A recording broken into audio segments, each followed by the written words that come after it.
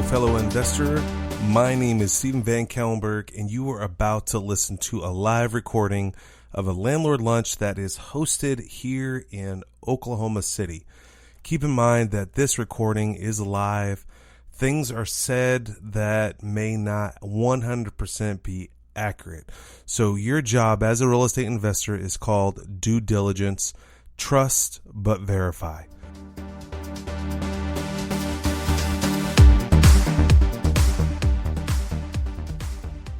Today we're talking about property management.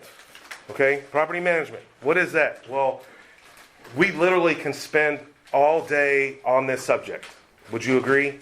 There's so many facets. So I think the big Christmas gift is get as much information in as possible. Would you agree? Okay. Now we're just going to go over broad strokes of stuff. If there's a hot topic that you really want to spend some time on, we'll come back and come to it. Okay? Cool with that? Okay. First of all, number one, I found when I was up there in New York, this guy was on Buildium, moved over to remotelandlord.com. Check that website out. That is an online software that I've never heard about.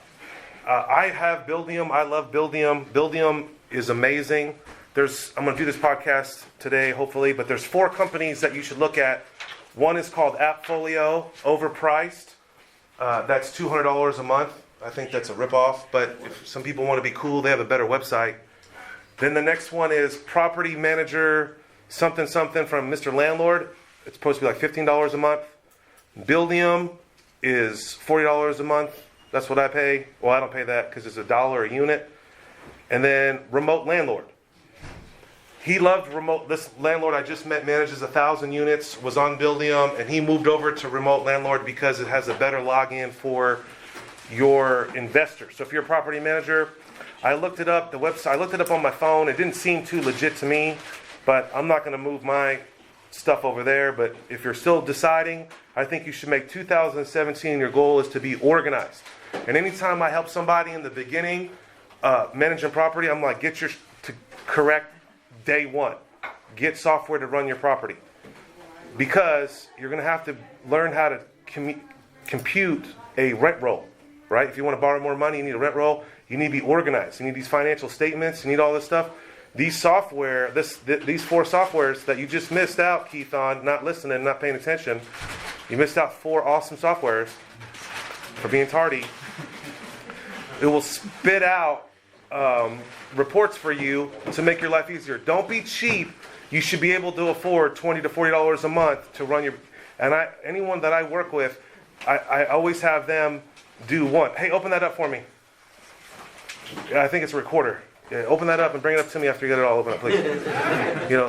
Feel it, rub it, All right, because we're on limited time. Okay, so any questions on running software? Who uses AppFolio? Okay, you first, military, somebody. Yeah, just a quick question. How does that dovetail with a bookkeeping software like QuickBooks or? Fabulous question. Put your hands. I don't have any candy for him, but Merry Christmas. This is a question I get all the time. AppFolio apparently is the best company that syncs directly with QuickBooks. Okay, there's another company called Propertyware, which is extremely expensive. But I do all my managerial accounting inside Buildium, and it's amazing. And they have upgraded all of their reports. I can click a house right now, click a button, and it'll tell me every dollar I spent. It'll give me forecasts. That's on Buildium now. But I still have to download it, Excel. My accountant logs into Buildium, and then she pulls all the data. That's how I do into QuickBooks. So to answer your question, one day Buildium will have that sync together, but I don't know. That's an important question. But how I do my accounting is I have my managerial accounting, that's just the inter-office accounting, I do through Buildium. And then when I do my taxes and some financial statements and some borrowing of money, I do that through QuickBooks. Does that make sense? Okay. Good question. Any questions on software? Anybody use anything else? AppFolio? Anybody else uses? Who uses Buildium? Okay. Anybody uses anything else? Who uses a spreadsheet? 2 spreadsheets? 3, 4? Okay. I don't want to pick on you. All right. You want to do it online. I want to. This is not the Buildium class. All right, pre-qualify. That's the number one thing. If you need your back fixed or what do you do? Yo, epidural. Anesthesia. Yeah, it's the same thing. Back, you need to put your back, put you to sleep for your back. If you need a card, he'll fix you. You need to pre-qualify your tenants. Like, this is my number one thing that I do in property management. Before I even get going on who they are, I pre-qualify them. Are they able to do it? Are they worth it? Oh, fancy. Cool. It's with the upgrade. People keep asking me, well, I want you to send me my recording. Oh no. Hey, fix that date for me. All right. So you got to, like, so when someone inquires about a property, I send these 4 questions. Who knows these 4 questions? 1, when do you want to move in? Right? Like, well, I want to move in September 15th. That doesn't work for you. 2, have you driven by the property? Right? 3, who will be living with you? Now, you have to be careful for the laws. You can't just come out and say, do you have children? And how old they are. That's illegal. Okay? But how to get that question, who's going to be living with you, is a safer question to ask. Okay? And then number 4, move in. When do you want to move in? Have you driven by the property? And when do you want to see the property? Okay? Many years I'd waste a lot of time on the phone with somebody, being all cool, getting them pre-qualified over the phone, and then they can't move in for 2 months from now. Does that make sense? And so you're just wasting a lot of time. Those 4 questions, I send them by email. Does anybody make them fill out an application before you let them see a property? You may want to do that. That's how we do it here. We make them fill out an application before. We don't take their money. We don't ask for an application fee. We just pre-qualify them by filling out the application. We say this: the application process to fill out an application is free, but if we do get approved, we charge you a $25 application fee. Does that make sense? Because it just gives them incentive to fill it out, because then I can pull their report right there and I can see what they're from if they're being sued by some landlord named Matt Lyle. Does that make sense? Mm-hmm. Another great landlord that's not in here, Scott Nachitello, does this, which I thought was very interesting. He gets them to secure the property with a $100 deposit right there on the spot. For $100, you're in the running to have a property. Like I'm going to hold that property for you. I've never tested that, but I thought that was a pretty interesting deal. Like, he doesn't even talk to them. Like, he may show the property, doesn't even get an application. He grabs $100 out of them, and that basically secures them into that property. I thought that was interesting. Anybody else do any kind of unique way? Question real quick. For the $25, how'd you come up with that number? Is it for the background check simply, or just you just test and trial to see which one's like worth 35, 45, 25? Okay, great question. He's like, how did I come up with that number? Well, first of all, a lot of scandalous landlords charge application fees for free lunch money. That's what one of my mentors used to tell me, and I thought that was terrible. I figured out everyone else charges. Some people charge who charge? What's the highest? 45. Who charges 45? 60. 60. Okay. Yeah. He loans money out. No, there's nothing wrong with whatever you feel deemed necessary. There's no code of ethic here. But I look at this philosophy. I want them to fill out the application. I don't want to create any barriers. I want them to fill out the application. Now, back in the day, when we get to screening tenants, the next one, there's a cost that you incur, and that roughly was around $25 back then. I'm sorry, that's really after they've been pre-screened and they've seen the place. So yeah, we don't do it before that. Yeah, it isn't. I've heard people charge $80. I had a girl working for me that was not from my company, that she was a leasing agent. She charges $45 a person. So it's just what you feel comfortable for. I deal with kind of a medium grade thing. It's just whatever you feel comfortable. What's your time worth? But some scandalous landlords, take people's money all day long and then decline them, right? And a lot of people that are desperate, the cool thing about this business is they need a place to live, right? Right? They need a place to live, so they're motivated. And I just don't take their money, because I've had too many conflicts where people get upset with me and we decline them because they got 3 murders on their deal and they wonder why, their credit score is 10 and they wonder why we can't let them move in. But I just don't. Before I even get to there, I'll take if they're serious, they'll put the money up. So I don't think there's a specific number. All right. Any questions on pre-qualify? Anybody else do anything unique? Okay. Screening tenants. This is your lifeblood of what you need to be doing. Okay. Man, here's some. I'm just throwing this stuff out. First of all, does anybody know how much does it cost to pull someone's credit? $12. $12. I pay $17.50. $17.50. A few other things. What company? Tenant Screening Center Inc. TSCI.com. Write that down. Tenant screening. What is it? Center Inc. I think that's right. It's TSCI.com. Okay. Another one is Smart Move. SmartMove.com. Buildium has that built in with TransUnion. There's tons of them. Mr. Landlord has one. Go to MrLandlord.com has one. Okay, he pays 17. He pays 12. Who else? Here's a local company. EmployerServices.com. And you got to Google it up. They're right around the corner. That's who I used in the beginning, and they actually charge $25. They do a federal and a state. And back then, I just used them for a lot, and then I just seamless. It's built into my Buildium now, so it just makes my life easier. All right. So screening tenants, software, service. Now, what's a creative way that you screen your tenants? Matt. I don't know how creative, but I definitely check OSCN.com. Okay, write that down. Slow it down. OCN.com. You can also Google up courtdocuments.net. It's .net. Google up Oklahoma court documents on demand. Okay. Here's some ways that I do it. Sexoffender.com or whatever. Check that out. Go in there, throw their name in there. My favorite, Facebook. I Facebook everybody. You know, if they're throwing wild parties, You might want to know it. you know, this is what it is, especially when you got an apartment building. What else? What other services can you use?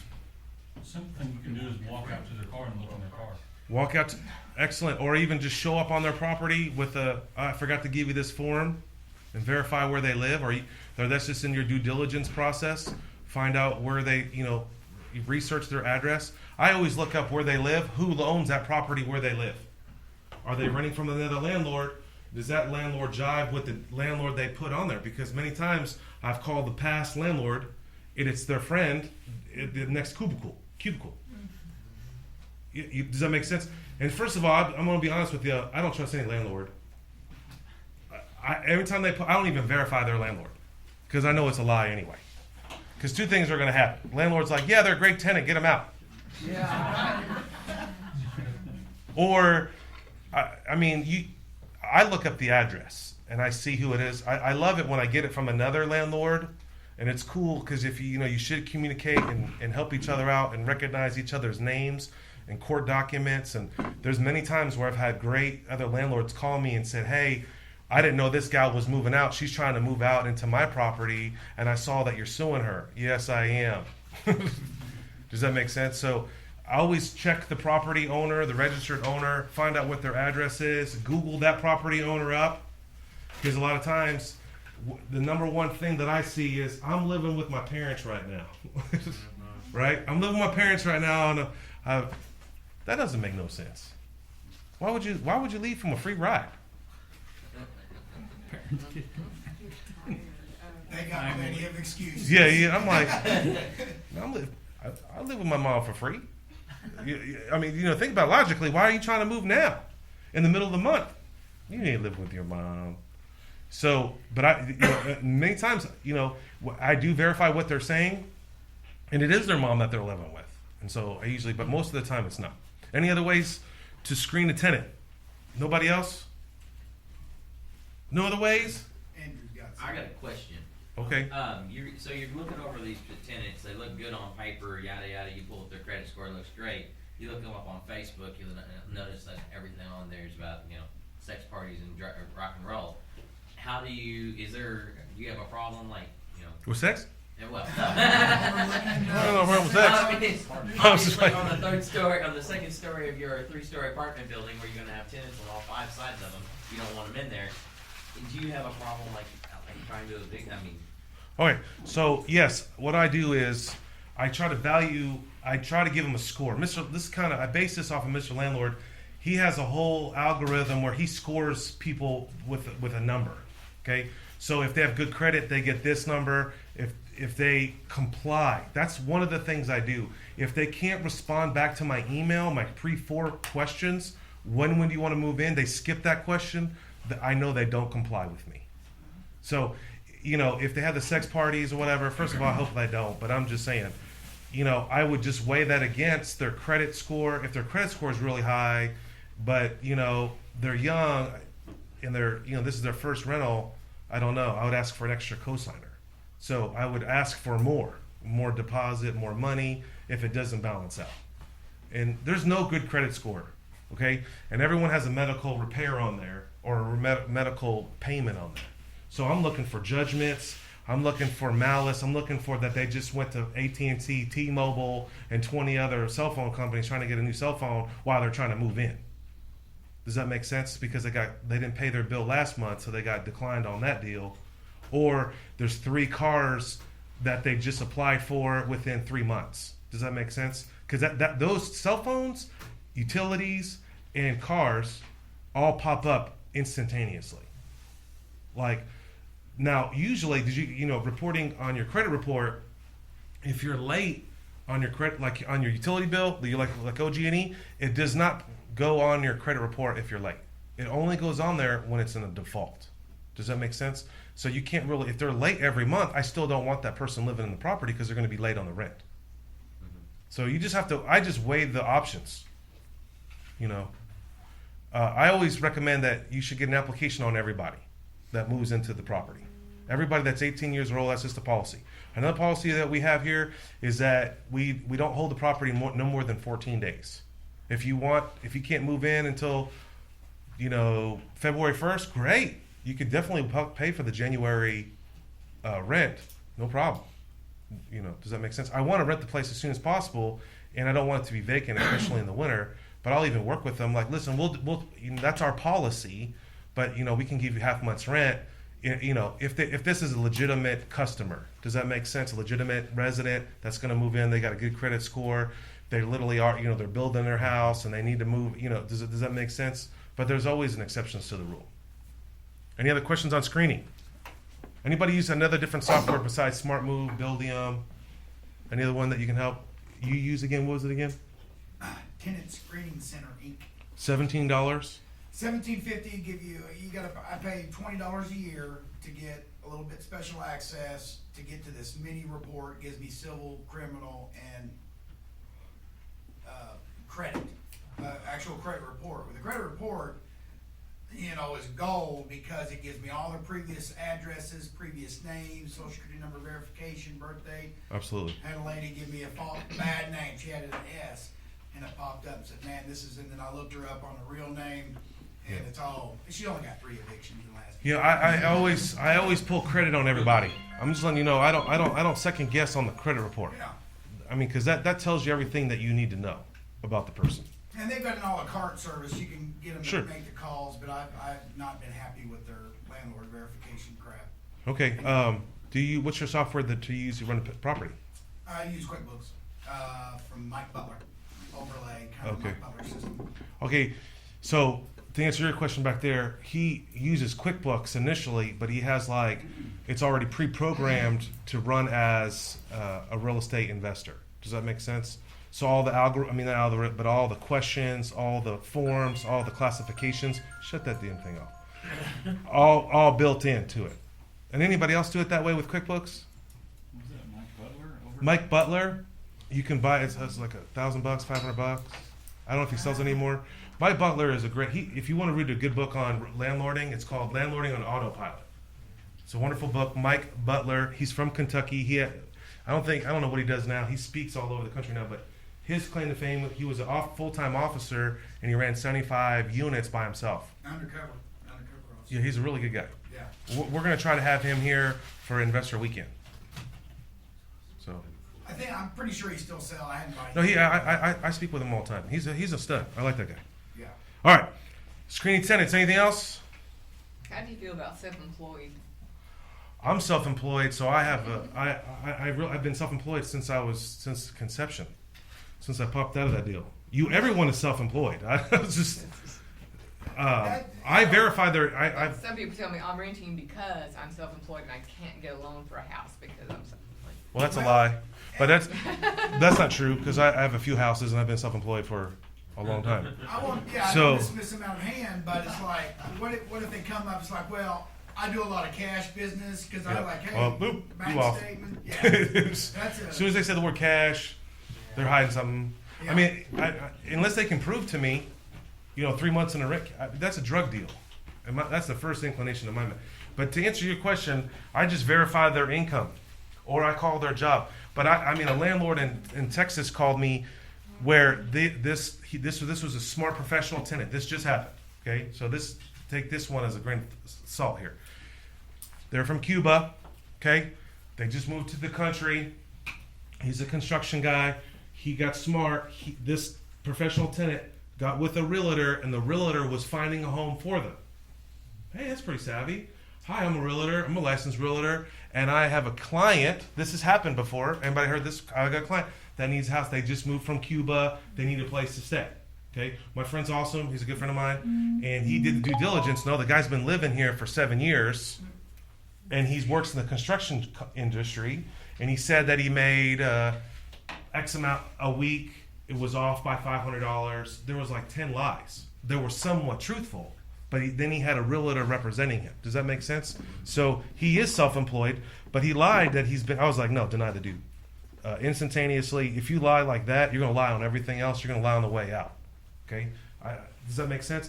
So on self-employed people, I just take it with a grain of salt, and I just have to spend extra time digging into them. How long have you really been working there at Brewer Construction? And then, of course, when I call the owner of Brewer Construction, I know he's probably going to vouch for him, so I know I'm going to have to try to trip him up and ask him when did he start? And he's going to lie, I don't know. Does September sound good? Yeah. Well, it says, 2000, I can tell that they're lying. So I deliberately try to make them lie. I mean, again, this is your asset. No, here's the thing. No one cares about you, right? Only you do. So no judge is going to say, oh, man, you're a nice guy helping people out. No, they're going to crush you. You want to be awesome on the front end, okay? Don't be dumb, okay? And don't be that landlord, okay? So, I call their job. I mean, and if I can catch them on anything at all that it looks sketchy at all, I just deny it. But there's people that do make money, and they sell newspapers, and that's cash. Okay, where's your newspapers? And let me see them. And do you have a bank account of sorts? And I try to get some sort of a verification on something that they're telling me the truth on. Does that make sense? That's how I would do a self-employed person. Now, do you do every single adult? I mean, like there's 4 adults Yes. that are planning to live there. Every 18 years or older has to fill out an application, unless it's like a special needs or something. Then I don't, because I've just ran into that, and I was like, well, you can't deviate from your policy. It's against the law. If I treat you differently than I treat you, and someone hears about that, you're for a HUD case. Okay, so I have a policy. Anyone 18 years or older has to fill out an application. That actually came up in my little world where that person was handicapped, and I was like, no, they need to fill out an application. Now, does that make sense? Now, I make them all do an application. Then I pick the ones that I know that are going to be paying me. I still try to vet out all 4 of them, but like say those 2 have evictions. Okay, I'm just saying. But I would go with the 2 that are strong, that are the viable ones that I'm communicating with, but I'm still going to pull reports on those other people and find out who lives there, because they could be running a meth lab in there. Tons of times, this happens all the time, where mom will go in and rent a house for their flunky son. It happens all the time. Yep. And they're sweet, and it happens with senior citizens too. And it happens with the church too. I mean, I've seen it go down as a church. These are church-going people and blah, blah, blah. Oh, okay. And I'm like, I love Jesus too. Next thing you know, they're hammering me, trying to evict them because they haven't paid for 3 months. Does that make sense? So you got to know who are you talking to, verify it. We just found out the other day someone's haven't been living in a property for 3 months, but their rent's paid. How's that happening?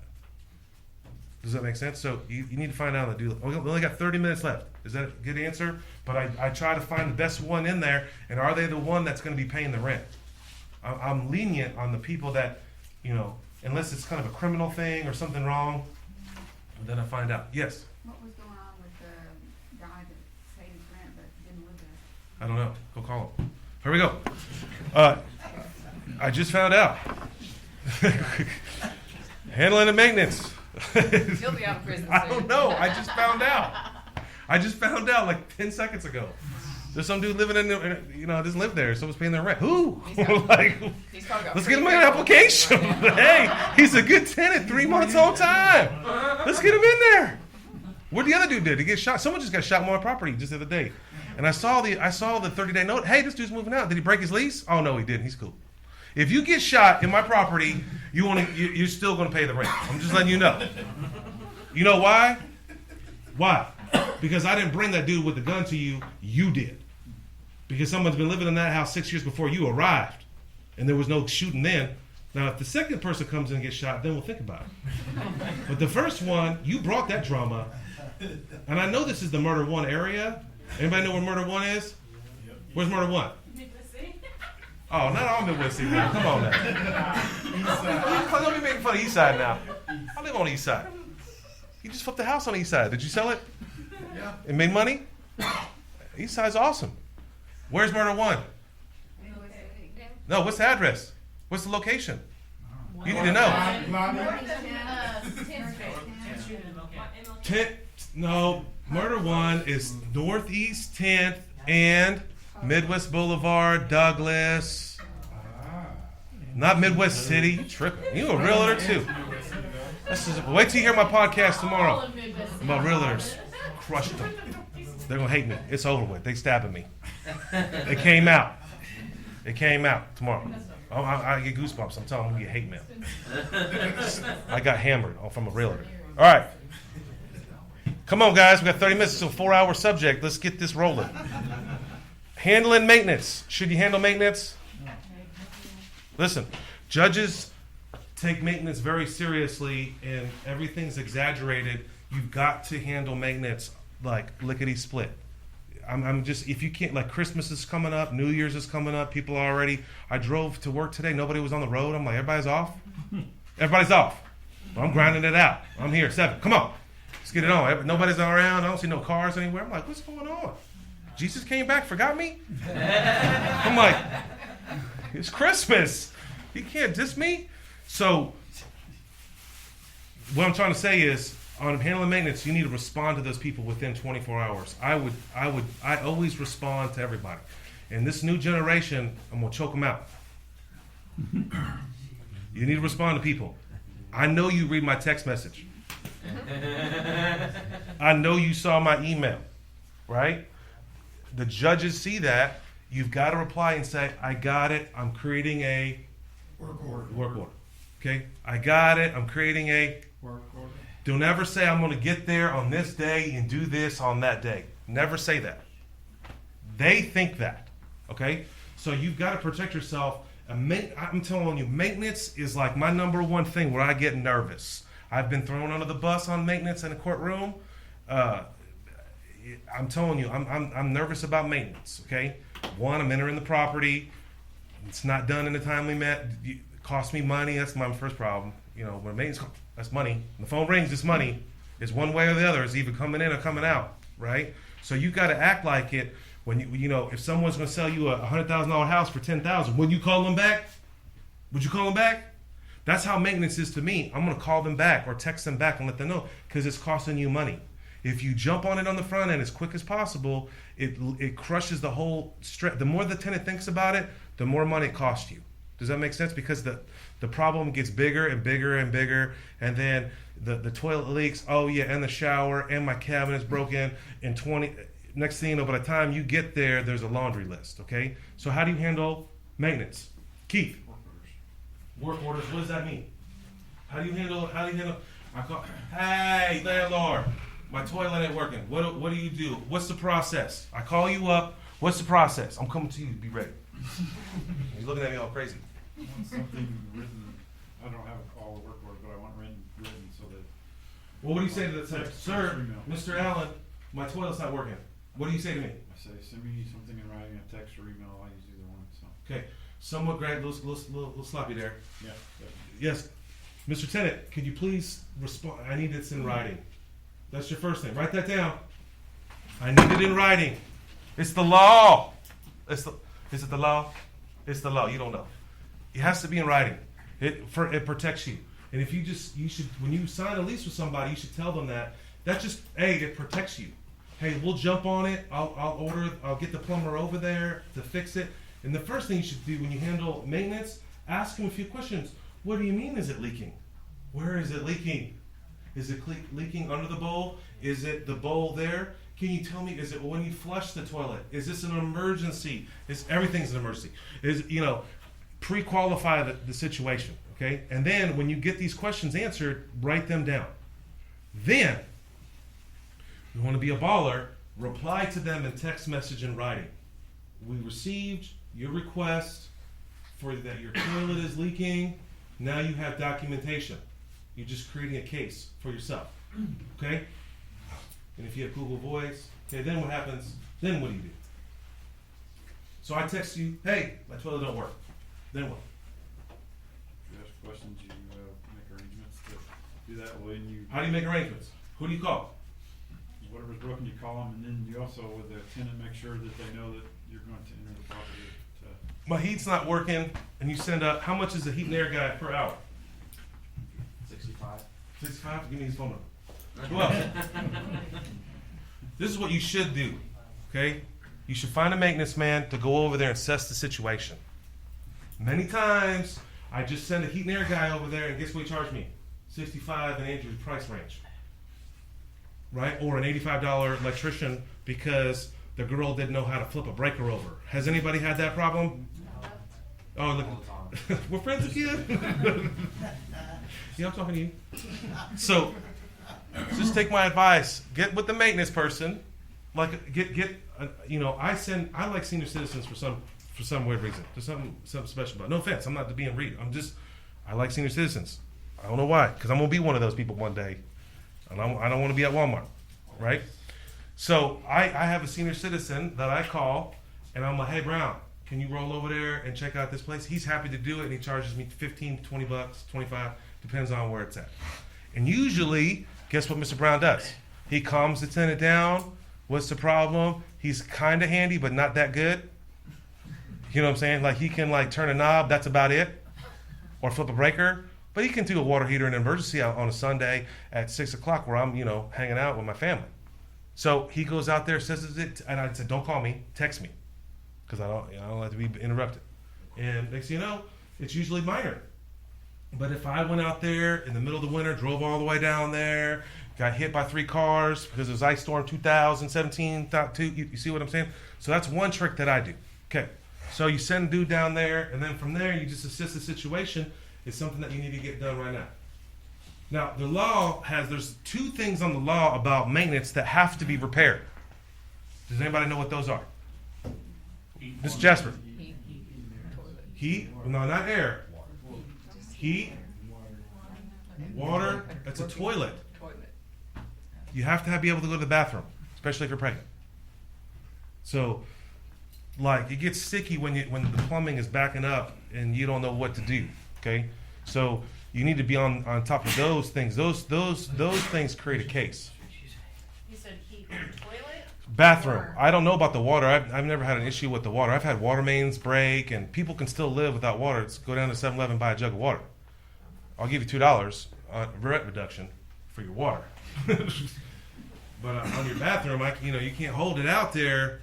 I can't, And I've had a pregnant woman with the sewer and the plumber, and it's on for the weekend. It's touring $5,000, and I'm paying for the.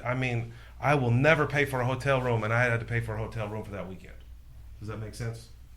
Because I don't want to get caught in that situation. So those are the 2 major areas that I would recommend. Now, work orders. You should create a work order. Back in the day when I had Spreadsheet Sally, just put your name on there, do a letterhead. And create a work order. That's a good way to track your expenses, and you should definitely use software because you can go back if you continue to keep sending that same plumber over there. Then you have a problem. Does that make sense? And if you have more than 10 properties, you kind of lose sight of what's going on. You can kind of keep track of everything. That's what the point of the work orders are for. And you pay off. All right. Renter's insurance. Should you make your tenants have renter's insurance?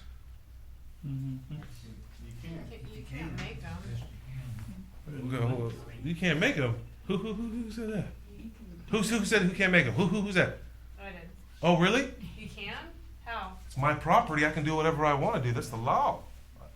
I can pay for it for them. But you can make people pay for renter's insurance. You just have to take it off the rent, right? But you can have it if you treat everybody the same. I'm not saying that you should do this. I'm just saying that you could. The law is very clear. It's your property, so you're in control. You're the one that took the risk. You're the one that paid the bill. If you require someone to have renter's insurance, there's no law that you can or cannot, right? Do we have to have insurance on our cars? Is that the law?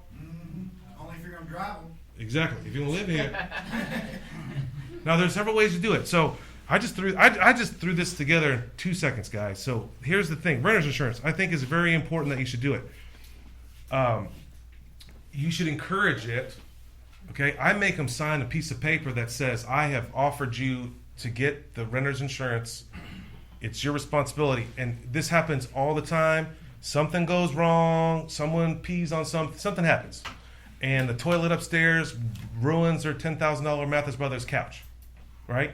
And then guess what? What's the first thing they ask for? Who's going to pay for my couch? I don't know. Did you call shelter insurance? Oh, no. Yeah. Shelter, they pay out on couches. You didn't know about that? Yeah, did you get rid of it? Oh, yeah, I know you got renter's insurance, girl. You got rid of it? No. Well, then I just email them the document that says you need to have renter's insurance. Okay? But I spend about 3 minutes when I sign a lease with somebody going through about 3 scenarios. 1, the couch, peeing on it, storm 5000, ice storm, ripping your electricity out, blows up your flat screen.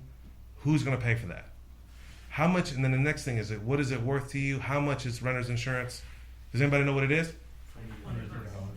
Yeah, back in the day when I started, it was $12. It's about $20 a month now.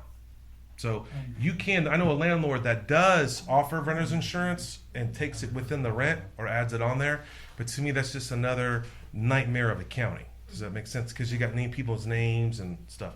And then if you are going to, I really push this on them and make sure that you're named in that insurance. Just like I rented an apartment once as a young person, before I could show up to the lease signing, I had to have all the utilities on. Does anybody do that? Anybody had that experience? Just me? Crosswinds Apartments. Anybody know about the apartment? Anybody stay there? Groovies. Nobody's down. Nobody's down. Okay. It's okay. That apartment building, they require you to have utilities turned on before you sign the lease, and that's called taking possession. So you could have someone have this information filled in. You pre-qualify them, give them the application, get the deposit in their hand, and say, hey, we're going to sign the lease on January 1. No, it's a holiday. I'm sorry. We're going to do January 22nd or October 31st, whatever. I need you to do these key things. I need to have these utilities turned on. I need to have these.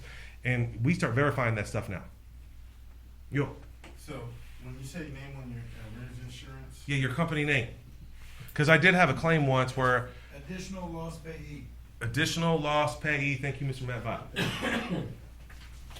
And that's just sometimes the check comes in both names. Because this happened to me where this guy had renter's insurance in the hood of good. Got his house broken into. That was one claim. And then the dude didn't drip his pipes. And I was like, homie, you won't pay for that. And the insurance paid out on it, but guess how it was slow paying me? If you put your name on there, you'll get that check too, and you can work it out faster. Does that make sense? All right. Any other questions on renter's insurance? Okay, moving on. Set and proper rent amount. What about the story that they have to have a copy of the lease before the utility company will turn the utilities on? Sure, give them a copy of the lease. Midwest City. No. Executed No. lease. If you're gonna require the Well, if it's this, that utilities one. on before you sign the lease, Well, mainly it's electricity for me. and the city of Edmond is requiring the lease before they turn on the electricity. I do a memorandum of lease. Well, this is what I do. I say, man, come to the office 15 minutes earlier, get on the phone with Edmund, and turn it on over the phone. I mean, I've rented that problem with water in Midwest City, but that's the only time I ever run into it. Or at the village, right, Jackie? Yes. The village. Right, how did you handle it? I'd sign the lease, and that was the one utility I'm not worried about. But the electricity, some utilities, they need to be in their name. Does that make sense? That's what I do. Usually electricity, because that's my biggest expense, and it needs to be, heat needs to be on, and blah, blah, blah, blah, blah. Do you have your utilities on vacates when you're showing it? I try not to. I try to rent them out beforehand. I usually just turn the electricity on. It's $35, I think. Is that what it costs now? 25 bucks? And usually for a short amount of time. Just depends on, how is it going down. I try not to turn the utilities on in my name at all. And I definitely would not do the OG&E automatic turn on thing. We had that discussion a while back. Do y'all remember that one? Mm-hmm. Don't do that. Because the tenant could turn it off and it keeps on rolling. Mm-hmm. And then you get it's just drama. Okay. How do you deem rent value? How do you do it? How should you do it? How do you rent a house out? How do you set a price? Market. How do you find market? Hey, I see you got this house for rent. How much you charging? What a great landlord. He drives around, Craigslist. That's one way. What else? Rentometer. Rentometer. Anybody else? That's rentometer.com. Zillow. Ask them how much you're going to. There you go. How much can you afford? How much can you afford? Like, I mean, you're like, there's some landlords that do that trick where they don't even advertise the price. We work with your budget, and then they ask them that. It's just too confusing for me. How I do it, I figure out what the market rent is, and I do $50 less. That's how I do. I'm always undercutting you guys. So how do you find market? Just Craigslist, Rentometer, and I just get a feel for the price. And sometimes I'm off. Like I have a house on 39th in May, and it should be like 800 or something, and I didn't rent it out. And then, rule of thumb that we do here, $50 to $25 a week, we lower it every time. If I don't get it rented out by this day, by the next day I lower it again. I keep lowering that deal down until I rent it out, and then I start raising it right back up as soon as possible. Does that make sense? You don't want a house vacant. I'll do whatever it takes to have a house vacant. And that will be a couple more down here, move-in specials. We'll get to that one here in a second. So, okay, we got that one figured out. Max rent. Okay, next. Last minute queries. I have cash. How do you handle that one? Get a cashier's check. Get a cashier's check. That's rule number one. Hand them an application. Hand them an application. Yeah. Man, poor Matt's been burned. I want it tonight, right now. Yeah, I want it right now. I'm like, no. Look, this is a rule of thumb. If you're in a service-based business at all, which we are, we used to own a DJ company. I used to be in the wedding business. I know I look like that guy. That's me. Anytime anybody that's last minute is always a problem. Yeah. And across the board. It is extremely rare that someone that's successful, has a lot of money, says, I want it done now, and they're going to be a great customer. Look at the airlines. Go look up what a plane ticket costs now. If you want to fly today, it's $1,000. But the other day it was only $200.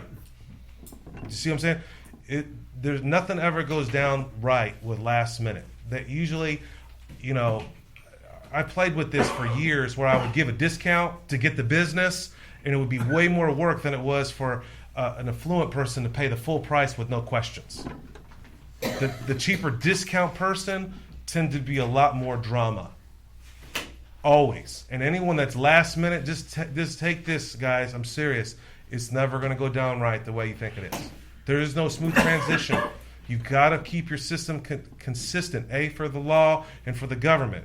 But you got to keep it consistent and don't deviate from the plan. Every time I deviate from the plan, I tend to get stung. And I'm in a lawsuit right now on somebody because I deviated from the plan because I was just trying to cut a corner. Does that make sense? And I cut the corner all right, and I'm paying for it. What do you consider last minute? I need to move in Friday. You want to move in tonight? Move in tonight. I got cash right now. No, first of all, a legitimate tenant gives what? Notice. 30-day notice. No one can move within 30 days if you're legitimate. That's the easiest law. Law, but the easiest system for me.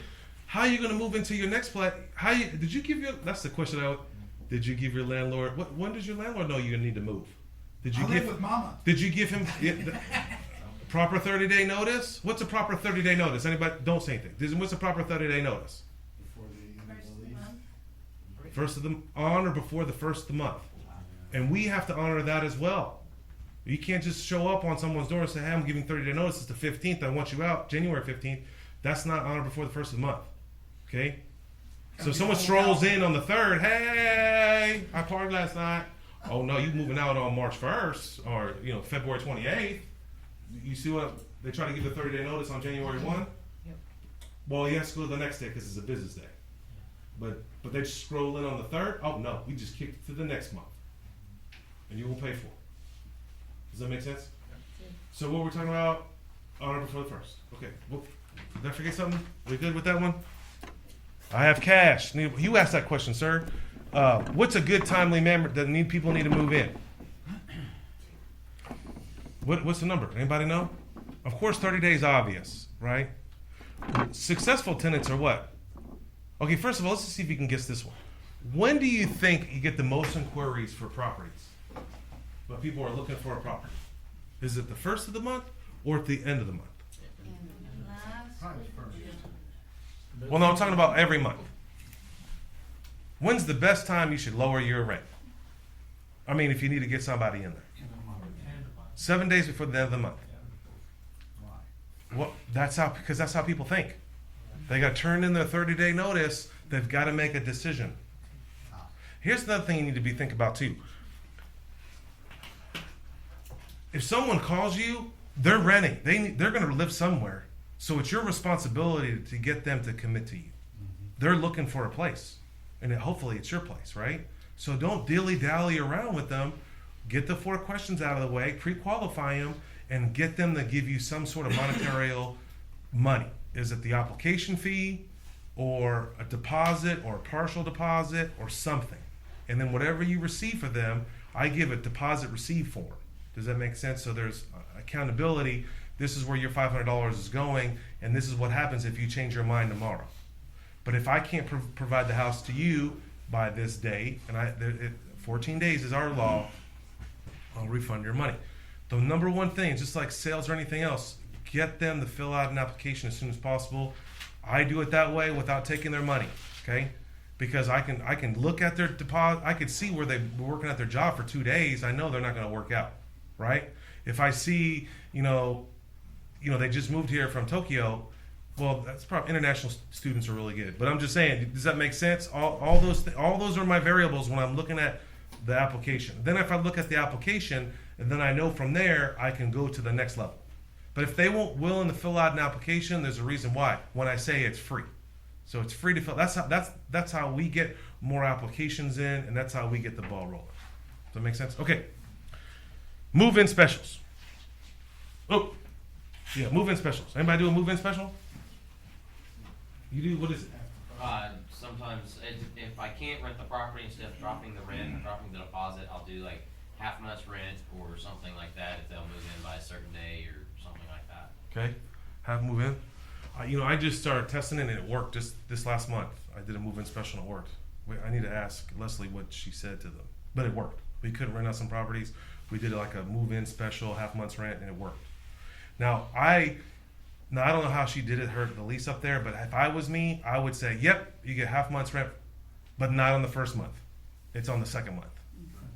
Okay, so just know that. Anybody else do any move-in special flat screens? It works. iPad. Thunder tickets. Moving, I definitely would look into it if you're having a problem. Right now, rentals is really rough right now. Is that true? Would you agree? Landlords out there? I'm talking about professional landlords that or not. They're all struggling right now with leasing up. Yeah, it's interesting. Why do you think that is? Time of year, I think. Who wants to move during the holidays? I have a bunch of vacancies. For a while though. It's been like that for like 3 to 5 months. It's been declining. I could probably go. The cool thing is that's why you need to have software. That was the very first thing I said because I can go back and track when I listed the property, what I listed it for, how long did I list it for. I think, to me personally, this is just flip it. I don't know. I think that Craigslist does not work anymore. There's There's a thing called Offer Up. There's another one called Let It Go. Okay, Let It Go, Offer Up, and this big mammoth called Facebook. Okay, has disrupted that whole deal. Okay, before I could just click a button on Buildium, it's on Craigslist. I mean, on Zillow, and just so you know, Zillow is not connected with the MLS anymore. Did you guys know that? They had a falling out, Oakmar and MLS, and this is around the country.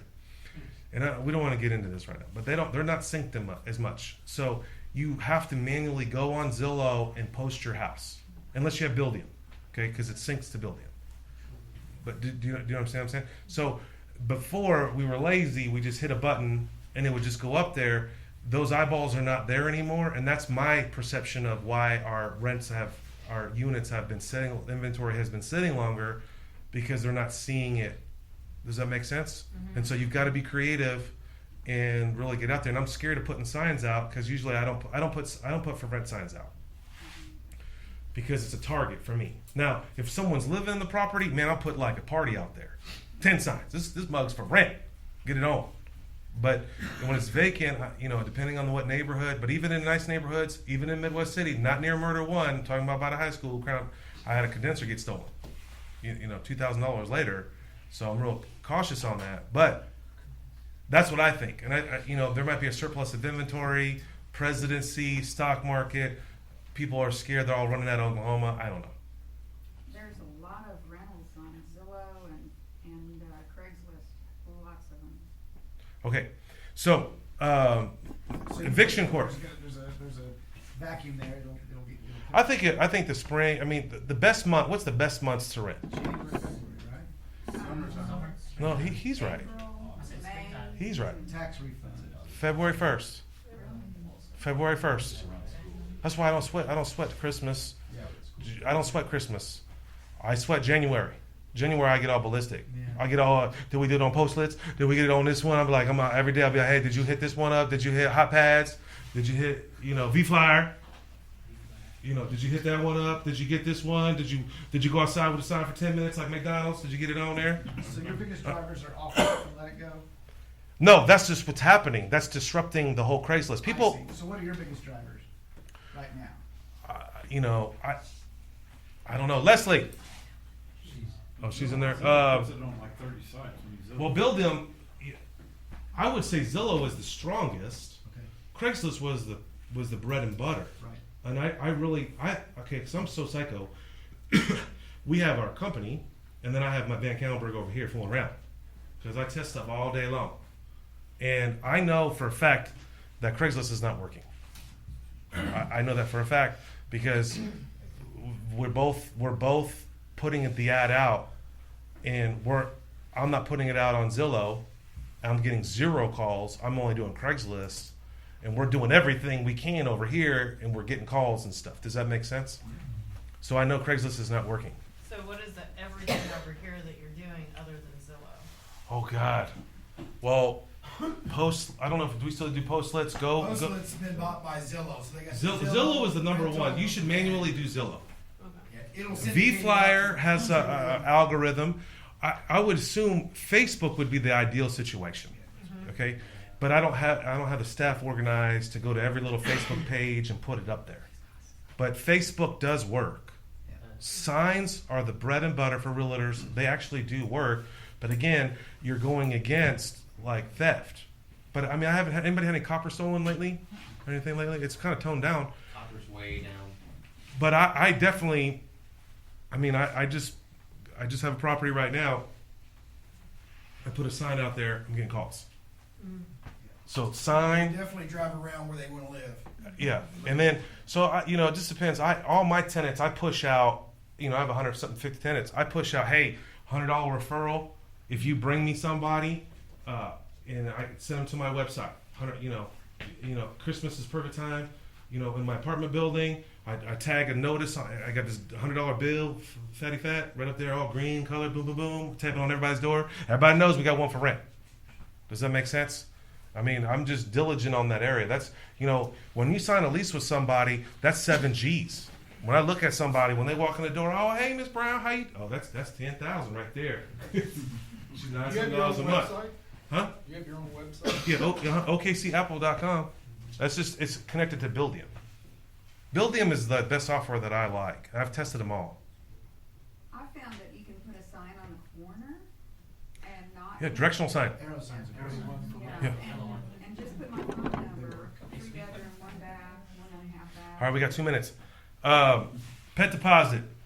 Okay, let's just be clear on this. Move in, first of all, move in and move out thing. We didn't even cover evictions. Man, should we do this part 2?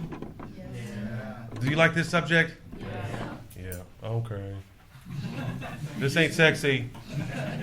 No such thing as a non-refundable deposit. Okay. I love Matt Vile. I'm sort of like him. He's right. First of all, let's just be clear on this. I'm going to give you the cool bullet points to save you your hiney. Okay? Never use the word deposit. Okay? The law is very clear on the word deposit. You have to have a deposit to move in. You have to refund that deposit. That's the law, unless you can have a case against why you can't refund the deposit. Do never put the word pet deposit. You put Unless what? you're gonna give it back. Unless you, who's going to give it back? Well, one time that- Good luck for you, buddy. We were friends for about 30 seconds. Probably fun, nobody. That cat, dog urinated somewhere. You just can't smell it. I'm being serious. You're all right. My children urinate everywhere. And I can control them, I thought. Just like I'm like, Max, get up in there, buddy. Get in the middle. It's a big circle right there, homie. Now he's 5. But damn. Sinead had to get on me. Steven, you gotta talk to Max about that. What do you mean? What's wrong? Are you calling me? Carpet Depot? Right, Jason. Come on, man. Call you back. All right. So let's get back to this deposit deal. Call it a pet fee. Okay? If it's a pet fee, then you don't have to necessarily refund it. Okay? And it's a pet fee. It's a $200. If you want me to have an animal in our property, it's a $250. Because we know we're gonna have to clean the carpet for sure. We know there's gonna be a scrape or feces on some wall somewhere. Okay? I'm just telling you. I don't know. I've never had a clean pet in my life. Okay. Should you charge extra for a pet? If you can get away with it. Yes. Absolutely. It's $25. We charge a 3%. It comes out to like $50 a month that we try to get for our pet. And we figured it out. We did a percentage. I'm not sure it's either 3% or 5% of the rent. So $600 is an average of all our properties. Some properties are $1,500. Some properties are $400. Is it 5%? Is that what that come out to? It's sounding like it the way you're talking. So you're a math wizard. So 600 divided by 5%. Yeah, what's 6? 18? 18. Yeah, it would have to be at least $25. So it's got to be 5%. That's how we do it. Is that per animal? Yep. 3 to 5% of rent. Yeah, if I got 3 dogs in there, yes, $150 extra a month. It's wear and tear. And listen, I used to be anti-dog guy. On top of the $750. Absolutely. Yeah. Now, and they'll pay for it all day long. Sure. I was with that weak person. I'm telling you, I was that weak landlord. Man, I'm never going to rent my place out. Yes, you will get not better tenants. You will get a lot more tenants if you rent to pets. I probably lost a bunch of tenants. These tenants are crazy. I mean, I was just in another state, and there was more cats and dogs I've ever seen in my life. That's why I'm not moving there. That's one thing. I was like, damn. Can you discriminate on the pets? Yes, absolutely. Except for the Service. yeah. Service animals Okay. are even But the deal covered is, now. I mean, the food, the cat litter. Okay, let's just focus on this.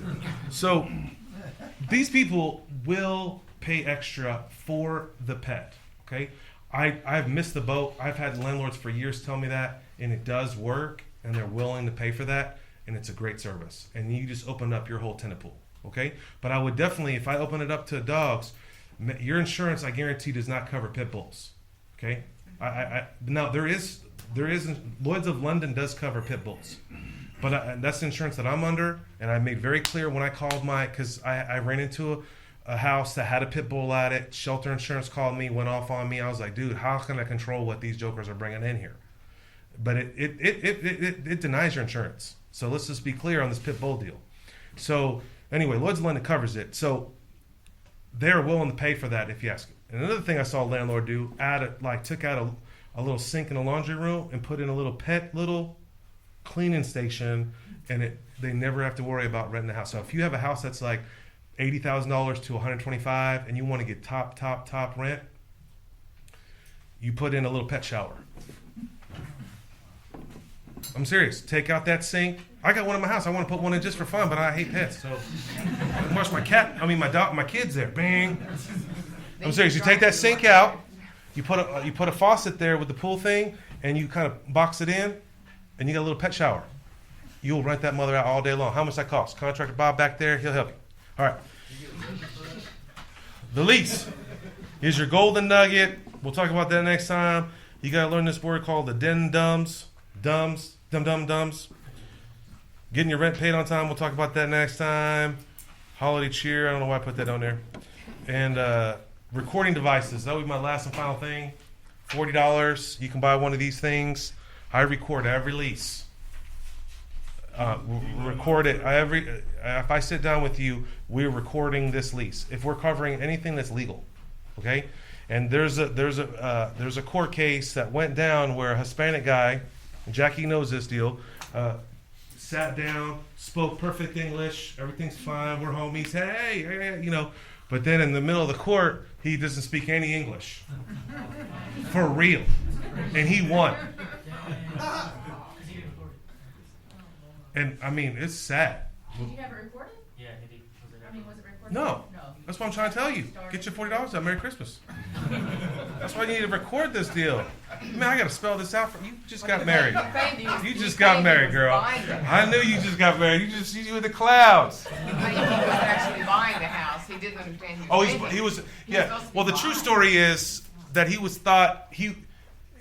the landlord was very clear. You are renting the house. He thought he was buying the house. No, he wasn't.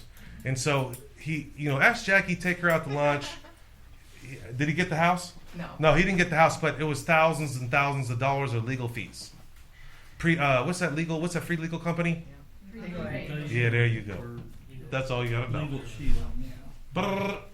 Can't speak English, but we took advantage of it. That's a little bit different deal, but it's those attorneys. All right, so half price on anything from Savvy. If you buy anything, get a free Christmas. You should give somebody a book for free. Let me know.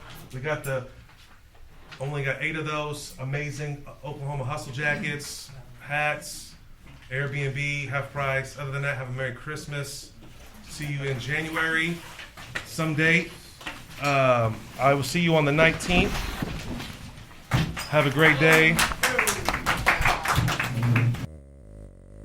Thanks for listening to the Savvy Radio Show. Glide online and listen to our other motivating episodes at SavvyRadioShow.com. Connect on Twitter at LandlordBook and always be buying assets.